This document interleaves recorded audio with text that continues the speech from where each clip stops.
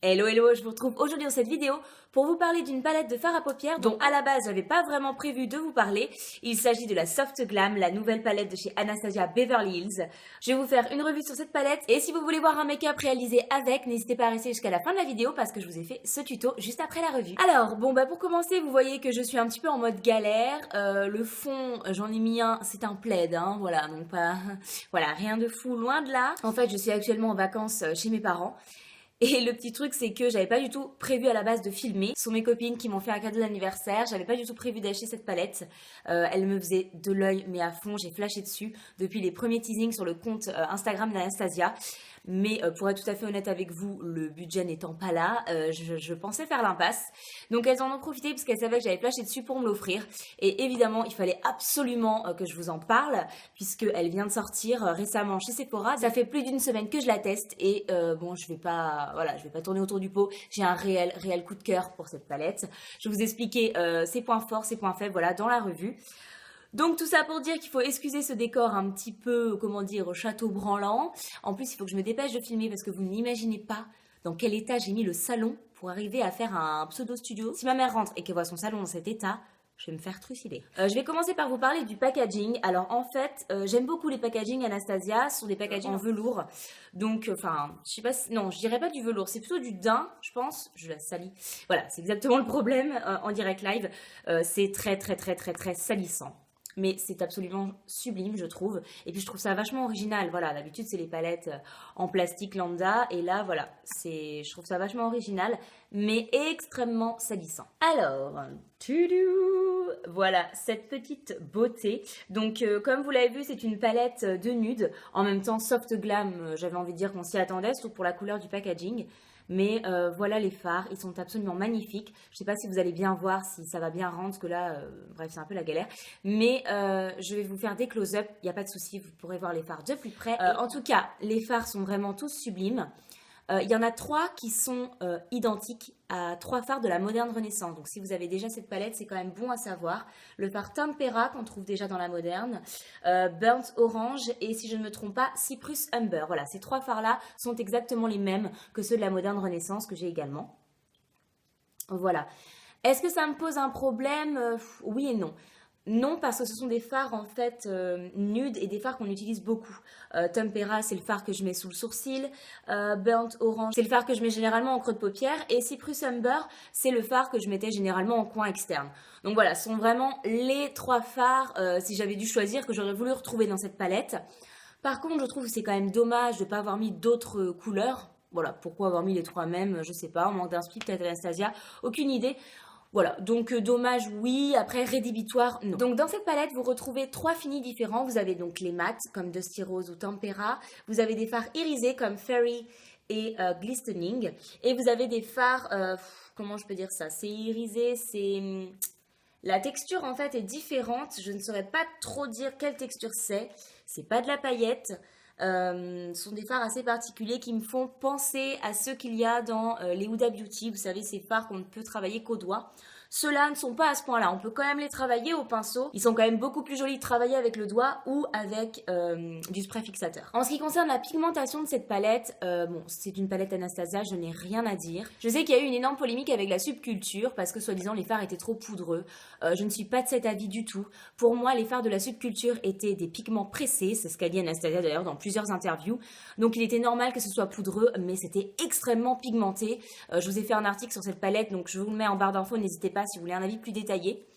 Dans tous les cas, la Soft Glam l'est quand même moins. Il y a des fards plus poudreux que d'autres. Je pense notamment à ce fard-là, Mulberry, qui est quand même très poudreux, qui me fait penser au fard du coup de la subculture, et d'autres qui le sont un petit peu moins, comme par exemple Dusty Rose. Pourtant, c'est de mat, donc je sais pas trop pourquoi. Il y a une différence au niveau de la pigmentation du coup, parce que plus le fard va être poudreux, plus il va être pigmenté. Cela dit, Dusty Rose reste quand même très pigmenté. Attention, on n'est pas du tout sur quelque chose de transparent. Il est très pigmenté, mais un petit peu moins quand même que Mulberry, sur lequel il faut vraiment faire très attention. La pigmentation, moi, me rappelle quand même plus celle de la moderne Renaissance que de la subculture. Ça se rapproche quand même, voilà, c'est un petit peu moins poudreux que la subculture. Ça reste pour moi un très bon compromis entre pigmentation et voilà, fard poudreux. Pour une palette de neutre comme ça, c'est quand même pas mal qu'elle soit un petit peu moins poudreuse. De toute façon, les palettes Anastasia sont vraiment de qualité. Les fards sont faciles à estomper. Apparemment, il y a eu des polémiques comme quoi ils seraient également poudreux comme la Subculture et qu'ils seraient difficiles à estomper. Bon, je vous ai déjà parlé de la pigmentation. Au niveau de l'estompage, je n'ai eu aucun problème. Les fards s'estompent très très facilement, mais comme mes autres fards des palettes Anastasia, donc voilà, moi j'ai eu aucun souci, voire même un peu plus simple puisque ce sont des couleurs plus neutres, donc forcément plus facile à fondre. Donc vraiment aucun problème au niveau du fondu des fards. Alors je vais vous parler maintenant du prix, elle coûte 49 € en France, comme toutes les palettes de chez Anastasia. Bon, polémique sur le prix, oui et non, c'est relativement les prix qu'il y a aujourd'hui pour une bonne palette de fard à paupières.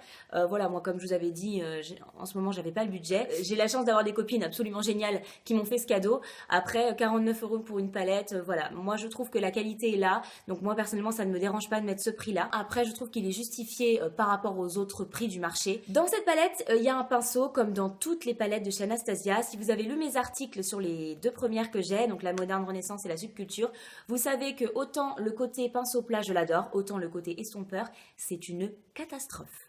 Le pinceau est rêche, enfin vraiment pour une palette à ce prix-là, je trouve vraiment presque inadmissible qu'il y ait un pinceau aussi rêche dans ces palettes. Mais concrètement, c'est vraiment le gros point négatif que j'ai à émettre sur les palettes de chez Anastasia. Alors il perdra pas ses poils, hein, vous pouvez y aller, mais par contre les poils sont très rêches et c'en est désagréable à appliquer, mais également je trouve que ça fond très mal les fards.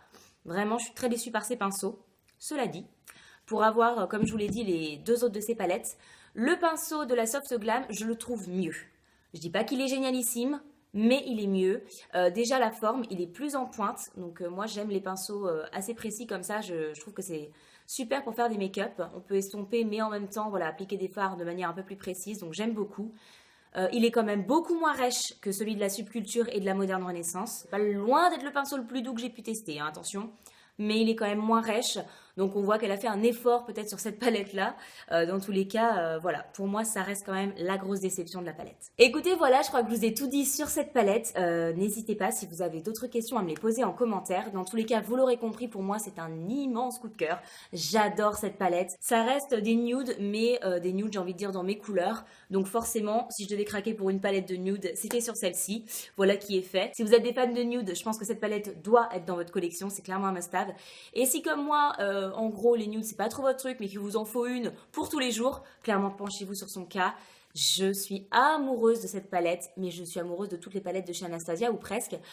Donc voilà, c'est pas une grande surprise pour moi, mais c'est un gros top. C'est parti pour le tuto. Comme vous le voyez, j'ai déjà fait mon teint et mes sourcils. Donc là, on s'attaque tout de suite aux yeux avec ma base à paupières de chez Too Faced.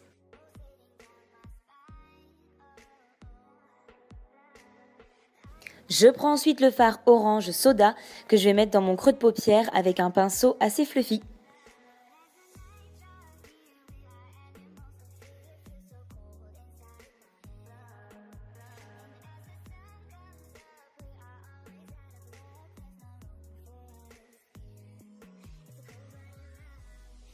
Puis avec un pinceau toujours fluffy mais quand même beaucoup plus précis, comme vous le voyez, je viens prendre le fard rustique et que je viens mettre également dans mon creux de paupière, mais de manière beaucoup plus précise.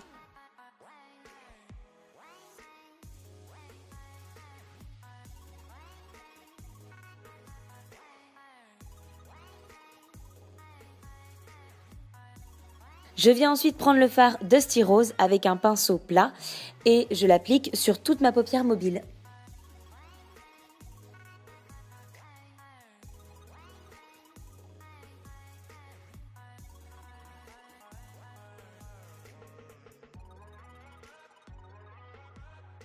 Je prends ensuite le fard Rose Pink avec encore une fois un pinceau plat et je viens l'appliquer par-dessus le fard Dusty Rose en restant au centre de ma paupière mobile. Je trouvais le rendu pas assez pigmenté, donc j'ai décidé plus tard dans le tuto de l'appliquer au doigt. Avec un pinceau crayon, je viens ensuite prendre le fard Mulberry pour le mettre en coin externe.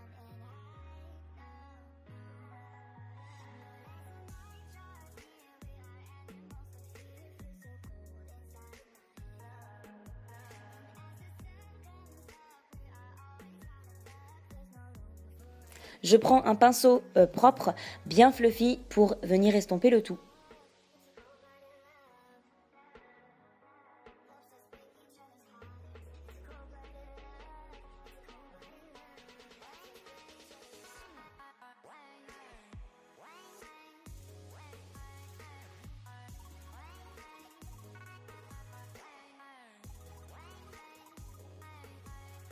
Voilà, comme je vous le disais juste avant, j'applique donc maintenant au doigt le fard rose pink et ça ressort beaucoup mieux, c'est beaucoup plus joli. Avec un pinceau très précis, je viens ensuite prendre le fard noir de la palette qui s'appelle Noir pour faire un ras de cils supérieur. Quand je fais mes ras de cils supérieurs et inférieurs d'ailleurs, je tapote toujours pour éviter d'avoir l'effet panda que je trouve pas joli. Donc moi j'aime bien tapoter, je trouve que ça a un effet plus précis et plus naturel. Je passe ensuite au ras de cils inférieur et je prends le fard Burnt Orange. J'essaie de faire un accent anglais, ça ne fonctionne pas du tout. Burnt Orange, que je viens de mettre tout simplement en tapotant également avec un pinceau un petit peu plus gros quand même. Je reprends le même pinceau que tout à l'heure, mon pinceau précision. Donc il y a toujours du noir dessus et je viens appliquer un petit peu de Mulberry, donc mélangé avec le reste de fard noir en ras de cils inférieur, en tapotant également.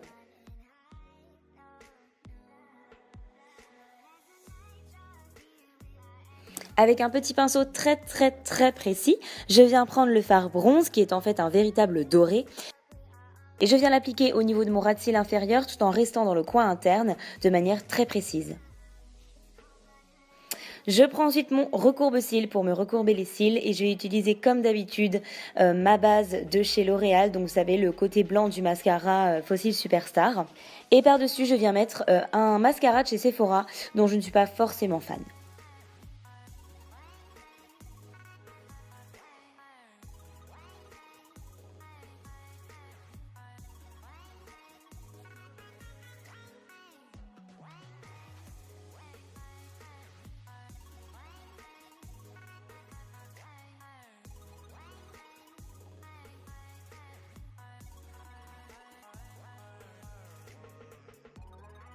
Ensuite, avec mon petit doigt, je viens appliquer le fard Fairy en coin interne pour créer la touche lumière qui fait toute la différence sur un maquillage des yeux.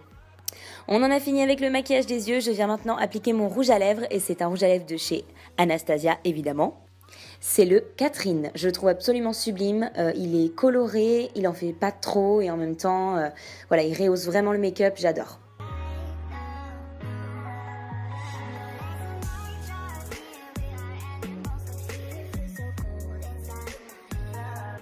Et voilà, c'est tout pour cette vidéo. Nous, on se retrouve très vite, bien ici sur la chaîne et également sur le blog. Bye!